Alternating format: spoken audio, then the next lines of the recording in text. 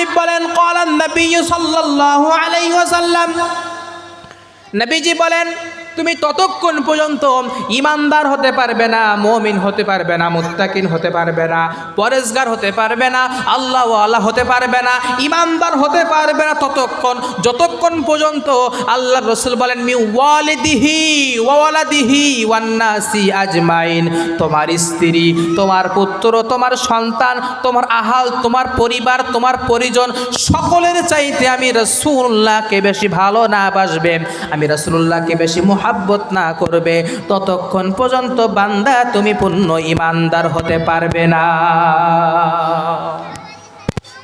পূর্ণ ইমানদার হতে গেলে আমাকে আপনাকে রাসূলুল্লাহর ভালোবাসা আর রাসূলুল্লাহর মুহাব্বত আমার আপনার সবার উপরে রাখতে হবে।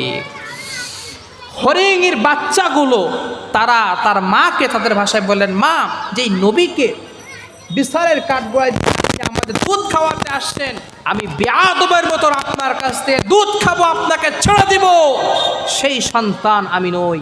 নূর নবীকে দেখার সৌভাগ্য মা আমাদের কি হবে না? দুধ মা আমরা খাবো না, নবীকে দেখব তারপরে আমরা দুধ খাবো, নবীকে আগে ইহুদির কাছ থেকে ছাড়াবো, তারপরে আমরা আপনার স্থানে মুখ দিব। হরিণ তার মা আর বাচ্চাগুলো হরিণের সাথে সাথে ছুট দিলেন, ছুটে ছুটে ছুটে ছুটে তারা ইহুদির নিকটে আসলেন।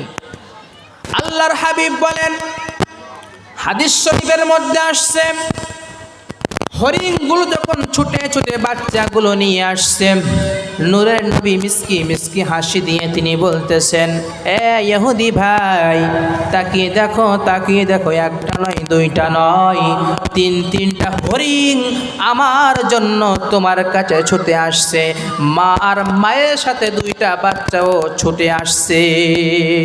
কিসের জন্য জানো? ইহুদি তো আশ্চর্য হয়ে গেলেন।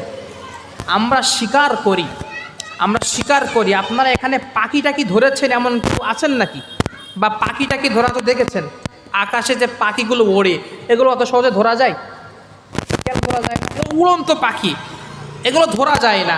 সাপোজ খাঁচার মধ্যে যে পাখিগুলো আমরা বন্দি করে রাখি, এগুলো যদি একটু ছেড়ে যায় ধরা বড় মুশকিল হয়ে যায়। ভুল বলছি ভাই? ইহুদি ভাবলেন হরিণ তো আসার কথা না, সে নাকি আসতে পারে একা, কিন্তু তার সাথে তার দুইটা বাচ্চাও কিভাবে আসলো? ইহুদি মুহাম্মাদুর রাসূলুল্লাহকে জিজ্ঞাসা করলেন, হে মুহাম্মদ সাল্লাল্লাহু আলাইহি ওয়াসাল্লাম, জানতে বড় মনে চাই